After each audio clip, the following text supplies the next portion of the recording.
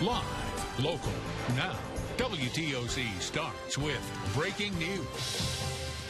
We are following two big breaking news stories for you this morning. One about a car crash on the Bull River Bridge. The other about chaos breaking out in Venezuela. Well, more on those two stories in just a few minutes. First, though, we want to head over to meteorologist Dave Turley for a first look at the weather. Dave? And we're starting out nice and quiet this. And breaking overnight, the Bull River Bridge is now back open following a three-car crash. That crash injured 5 people, 2 in critical condition. At one point, traffic was backed up in both directions. Not much else is known at this time, but we will pass along any information as soon as it becomes available. Also breaking overnight, Venezuela's National Election Council says more than 8 million people voted in Sunday's election on whether to grant its president more power.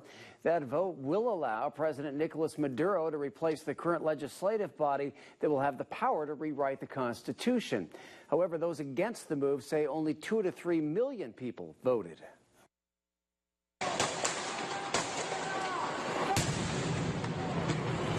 Venezuela's protests were not peaceful by any means. Violence broke out in the streets, and at one point, a police convoy was hit by explosives. 6 people died in Sunday's violence, now raising the death toll in the country's unrest to 125. One opposition leader is calling for more protests today. And senior officials in Washington say the U.S. could announce some new sanctions against Venezuela as early as today. President Trump says he believes the election erodes any last sign of democracy in the country. Venezuela exported more than $10 billion worth of oil to the U.S. last year, and sanctions would likely hit the country hard.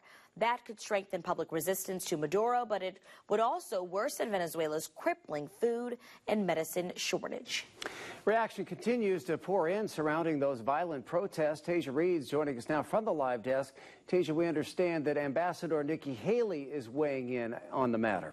Well, that's right, Haley, as well as Senator Marco Rubio, just two of the people responding to the violence. They both took to Twitter. Now, Marco Rubio, he retweeted Haley saying that Maduro's sham election is another step towards dictatorship. The Venezuelan people and democracy will prevail.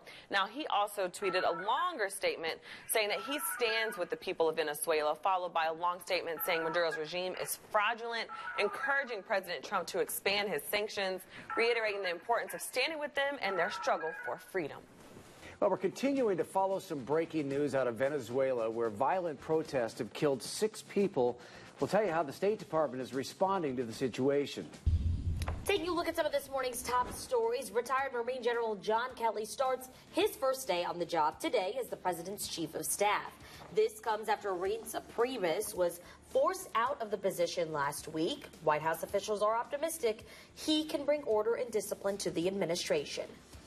And 5 people were sent to the hospital following a 3-car crash on the Bull River Bridge. At one point, traffic was backed up in both directions, but that area has now reopened to traffic.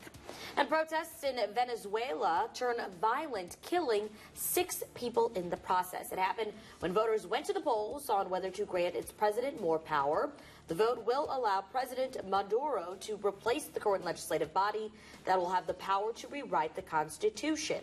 One opposition leader is calling for more protests today. It is 6:29 on this Monday. Good morning. Thanks for watching the news at Daybreak. I'm Syria Sandlin. And I'm Russ Riesinger. Let's get the very latest on that situation in Venezuela. Here's Tasia Reed at the live desk. Well, meanwhile, the U.S. State Department, they are condemning the Venezuelan government for holding this vote. Well, they're calling it a step toward authoritarian rule. The U.S. has already joined Argentina, Peru, Colombia, and Panama, saying it will not recognize the vote results. Well, the State Department releasing this statement, reading in part, quote, the U.S. stands by the people of Venezuela and their constitutional representatives in their quest to restore their country to a full and prosperous democracy, and will continue to take strong and swift actions against the architects of authoritarianism in Venezuela. Now, Maduro, he has already given his victory speech. You can see it right there. Now, those opposition leaders, they're calling for a massive protest today at noon.